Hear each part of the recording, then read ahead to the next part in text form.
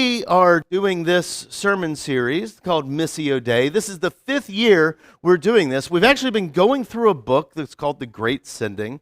If you're interested in buying this book, it's on our website. And so it shows you the Amazon link to it there. But we're in the last chapter of it here. And the whole idea behind this sermon series that's called Missio Day, which is just a Latin phrase for mission of God. And we see that the mission of God is to seek and save and bring life into the world, right? Like that is the mission of God. And he sends us out in that same mission. And that's what we're talking about. And this, for this summer's version, for the next 5 weeks, we're talking about how God sends us, how he sends us out into it. So we can kind of quote the Blues Brothers, right? And we can all say, I'm on a mission from God, right? Is that lost? Like that, I know it's a very old movie. You know how I know it's an old movie? It's older than me. It's older than me, and some of you are like, oh, like but we are looking at all these things here. And the one that we're looking at today is something that Kurt read just a little bit ago from 1 Peter chapter 2. And I tried to show it kind of special with all the special things highlighted in it and tried to make it easier to read. And after I got it here, I was like, I think I made it harder to read. But I'll just go through it with you. But it's in the bulletin too if you want to look at it. And so this is Peter saying, but you are a chosen people, a royal priesthood, a holy nation, God's special possession, that you may declare the praises of him who called you out of darkness into his wonderful light. You are a chosen people, a royal priesthood, a royal priesthood. That's pretty cool, is it not? I'm a royal priest over there. But what does that mean? Does that mean that you got to come up, you're like, oh, well, if I need to be a priest, you're like, maybe I need to put the collar on, you need to start wearing the dress around, is that what it is? You got to start color coordinating with whatever's going on up here, it's like everyone's got to wear green shirts, is that what the priest does? Does it mean you got to proclaim from the front and all these things? What do priests do? What is the purpose of the royal priesthood? What is it? Well, the purpose is to mediate God's presence. But mediate's kind of a weird word. It is to represent God and bring his presence into the world. This is what you do, right? You stand up there. It's not a priest isn't the whole Catholic or Lutheran high church thing, where we're like, ooh, I gotta look all holy in front of everybody, right? That's not what it is. We're not just marrying and burying them here. That's not the job of the priest there. The priests are those who represent God's presence. They represent his forgiveness and all of these things. And Peter is saying that's you. And some of you are like, ooh, I don't know. This sounds like a new idea. It's not. This is an extremely old idea. It's an idea that stretches all the way back into the Exodus. You remember the Exodus, you have Genesis and you have Exodus in the Bible. And in Exodus is the gospel in the Old Testament. The Exodus is where God ripped his people from the clutches of slavery, from their slave masters that were holding them down in Egypt, from Pharaoh. God used Moses and ripped them from the clutches. And when the Egyptians were chasing after them, God split the Red Sea and they walked through on dry ground into the wilderness, right? And then after they walked through the wilderness, God gives them the 10 Commandments. But right before the 10 Commandments, God is on the mountain with Moses talking to him, and this is what God says to Moses. He goes, you yourselves have seen what I did in Egypt, how I carried you on eagle's wings. We got to talk about it for a second. We got to talk about it on the eagle's wings. And I brought you to myself. All right, there's new people in the room. Like that's eagle's wings. Eagles didn't exist during this time, in this part of the world back then. Like they just didn't exist. We as Americans, we really like eagles, so we translate this as eagles. But it was a big soaring bird over there that he carried you on the backs of a big soaring bird. What would be a big soaring bird that would exist in the desert wilderness? A vulture, a buzzard. So it really changes some lyrics, right? And I'll lift you up on buzzard's wings, lead you on. Anyway, but yeah, he takes you, the point of the verse is that these big soaring birds that he took you, that look so graceful in the sky, he took you out of Egypt into there. And he says, I brought you to myself. And then he says, these are the conditions. Now, if you obey me fully and keep my covenant, then out of all nations, you will be my treasured possession. Doesn't that sound like what Peter was just talking about? Peter's quoting this. Be my treasured possession, although the whole earth is mine. You will be for me a kingdom of priests and a holy nation. These are my words you are to speak to the Israelites. Like Peter's quoting this, and do you hear what God is telling Moses? He is making all of his people that he has took out of slavery, he's saying, you are a kingdom of priests. You are ones that will go out from here and you will represent my presence. You will represent my forgiveness. You will represent the grace of God out in the world. So, how did they do? Were the Israelites known as like a forgiving people? Like always about God? These other things and sticking to themselves. In fact, when Solomon is building that temple, that he's building the temple of God, what huge stones he's building with it, he ends up using slavery to build it. He even enslaves his own people, but he brings in all these others too. He builds all these things, and what we end up finding out is that these stones that they're building on top of each other become stones of power and prestige. That they look at the mighty temples and the other buildings, they're like, look at how grand and powerful we are. Oh, bow before us, you know? Like this is what he's doing. And this is the case throughout all history, to the point where the minor prophets like Amos and Micah come up, and it's like, you acknowledge me with your lips. You're holding all these services these services of sacrifice in the temple with these big stones. You acknowledge me with your lips, but by your actions and your deeds, you're so far from me. I'm so glad there's no one that's of importance in our world that acknowledges with their lips, but their deeds are far. You know? Like I'm so glad that has gone far away from everything the case now. And in Jesus' day, we see this same thing happening. Like Jesus walks into Jerusalem, he comes into it, and he goes straight up to the temple, to all these magnificent stones and buildings, where this building was built to represent the forgiveness of God, to be the place where forgiveness would happen. In the outer court of the temple was called the court of the Gentiles, so that everybody in the world would know that they could come there and know that God was for them. And Jesus walks around the corner, walks in there, and what does he see? Buying and selling. That the whole system of the temple had been corrupted to where it was a profit-seeking measure, where people were buying and selling sacrifices and changing money and all of this stuff. And the original intention of being a place of forgiveness and grace had become just another part of the market. And Jesus couldn't handle that anymore, and he grabbed some tables and he just went to throwing. You know? He went to throwing and he kicked everyone out of the temple. And then you know what he did? He brought in the poor and the lame, the outcasts, and he healed them there, bringing back the original intention of the temple. that was there, that was meant to be there. Like he did that.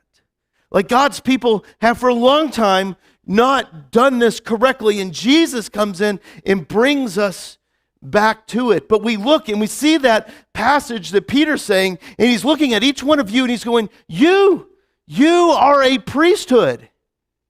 And you're like, I'm a priesthood? I'm a priest in this? Like, I think about myself like it's a good thing that I got the dress on right now because my shirt's untucked. And some of you, that's a big sin, Like that's like it's my shoes are old, like all these things. But if I'm completely honest with you, I haven't been the most forgiving person. I tend to hold grudges, love to talk about people. Let's get the tea, Like it's all these things. I despise the poor. I despise the people that are around that are different than me. Man, if everyone could be just like me, gosh, can you imagine how great that would be? Some of you are like, I've seen your office. It wouldn't be that great. Hurts my feelings when you say stuff like that. I don't love my enemy. I want the world more to be like me, and where people come to my level. That way I can forgive and show forgiveness of God to the people that I think should forgive and show mercy from God. I'm selective on who I think deserves mercy. And then I see all of this and I'm like, oh, Peter, I don't think I'm good enough for all that. I don't think I should be a priest. Like, just let me do my thing. We'll love some people. I'll try all that stuff, but that priesthood stuff, that's for that big guy wearing the dress in the front. Like I don't know if I can do. I'm too much of a sinner. I don't know enough. I just want to live my life. Let me retire. Oh wait, I did that and moved to Florida. Like that's, let me just do that. And in the midst of all that self-doubt there about this calling, Jesus uses, Peter uses another word, if you paid attention to it. So it says, but you are a royal priesthood. Does anyone remember what it said right before the royal priesthood? Because I'm actually skipping a couple words there. It says that you are a chosen people. That's interesting language. You are a chosen people to be a royal priesthood. So over the summer, while kids were doing Bible club, we went through The Chosen, the first season of The Chosen. I thought that was a pretty good time. It started off with huge crowds and it ended up a little. I think it's more a reflection on me than anything else. But it was fun going through this, and I think the title of this, The Chosen, is very interesting. Because this is Jesus' story. It's a guy named Dallas Jenkins' story about Jesus. And it encourages us to find our own stories about Jesus so that we can tell others. But basically, the first season especially is all about Jesus choosing the disciples. And there's a joke that keeps happening in that first season as Jesus is choosing the disciples. And that is, you see that joke as the disciples are starting to get to know each other. And they're like, so where are you from? What did you do beforehand? What grand history do you have? And they're like, oh, my grand history is that I was just a stonemason. And I can't even read. And over there, and the joke ends up being, throughout the whole thing, is that Jesus isn't choosing the best to be his disciples. He's not choosing the best and the brightest disciples to follow him. He's choosing all these guys that are this is kind of hard, but kind of dumb as rocks. They're not all dumb as rocks, but they all have issues, right? He keeps not choosing the best ones. Jesus isn't picking, but he's picking a tax collector. Boo hiss to that, Jesus. Why? In the show, he's not getting along with his parents. he chooses Simon Peter, who, by the way, is writing this right now, who's up to his sleeveless shirt in debt and doesn't have a promising future. I thought that was a funny joke, but that was that's like he doesn't have a promising future. Like, I appreciate that. That wasn't the joke, but I like your dedication, Don. I like it. Like they didn't choose the best and the brightest. They're just like rocks. And I think it's interesting that is what Jesus ends up calling Peter. He's like, "You're my rock, dude," which signifies a bunch of stuff, doesn't it? All at the same time. And Peter, who is Simon's name here, and Jesus changed it to the rock, and Peter here is now talking to the church.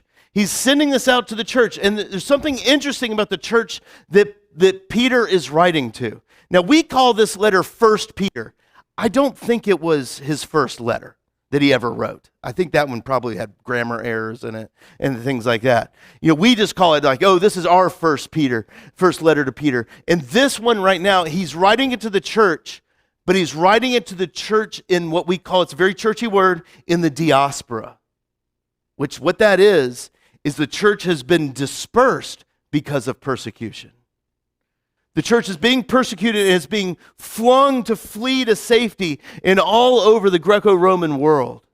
And they are scattered because of this persecution. And you would think that'd be terrible because they are losing literally the war over their culture, right? But he reminds them of the church back then, and he reminds us today.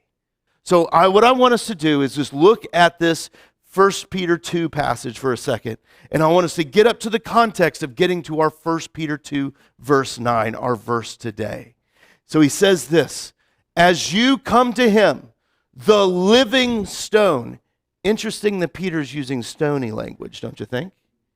A living stone, which is rejected by humans, but chosen by God and precious to him. You also are like living stones, are being built into a spiritual house to be a holy priesthood, offering spiritual sacrifices acceptable to God through Jesus Christ. Here's what he's saying. He's like, there has been this living stone that has been rejected. And upon that stone that has been rejected, by the way, if you're not picking this up, that's Jesus who was crucified, right? The rejected stone, that living stone. And he has made all of us into those same types of stones. Remember, this is Peter who's saying this. And he has built a spiritual house using all of us. He's saying that Jesus is that cornerstone of the building that was rejected, and he has built a new temple with all of us, is what he's saying here. And he says, for in Scripture it says, I lay a stone in Zion, a chosen and precious cornerstone, and the one who trusts in him will never be put to shame. Now to you who believe, this stone is precious. But to those who do not believe, the stone the builders have rejected has become the cornerstone. He is talking about how Jesus is that cornerstone, that rejected stone, and it has built up a holy temple using all of you by the Spirit of God. This is what he's saying. You've become royal priesthood, not because you are the good and chosen stone. It's because you're not the good and chosen stone. You become a royal priesthood. You've become, because of Jesus' death and his resurrection, a people who forgive. Not because your perfection, not because of your forgiveness comes out of your perfection, but because God has always chosen the broken stones. He chose those slaves in Egypt and have made them my people. He chose those rocky disciples, dumb disciples, right? He chose Peter and built the church upon him. He chose the bad people, and he forgives them and brings them a life of freedom. Even Jesus doesn't come like in this I'm going to say something, it might be a little heretical, but we're just touching it today, all right? Jesus didn't come to be the perfect stone that we try to aspire to. That if I could just be like Jesus, then everything's better. But instead, Jesus, God himself in the flesh, aspires to love us and find us in whatever sad sack place that we have found ourselves in. And that he connects to ourselves, not on this high part where I'm 2 steps higher than everyone else, showing my righteousness everyone. Jesus doesn't find me up here. He finds that part that I have deep hidden down that I hide from everyone here. He finds us in that place and dies in the midst of our sin and shame that we hide down deep. And then in the 3rd day on that first Easter morning, when the women say he is risen, oh, good job, good job. That one was a little tricky on me. His resurrection becomes ours. And it's the redemption of all that we hid down deep as he chooses us to be his own. And he brings us into that mercy. And so as we get to our verse now, it says, but you are a chosen people, a royal priesthood. He's quoting Exodus there, a holy nation, God's special possession, that you may declare the praises of him who called you out of darkness into his wonderful light. Once you were not a people, but now you are the people of God. Once you had not received any mercy, but now you receive all of the mercy. God has chosen you and made you into a priest in his kingdom so that you can represent and bring that forgiveness everywhere.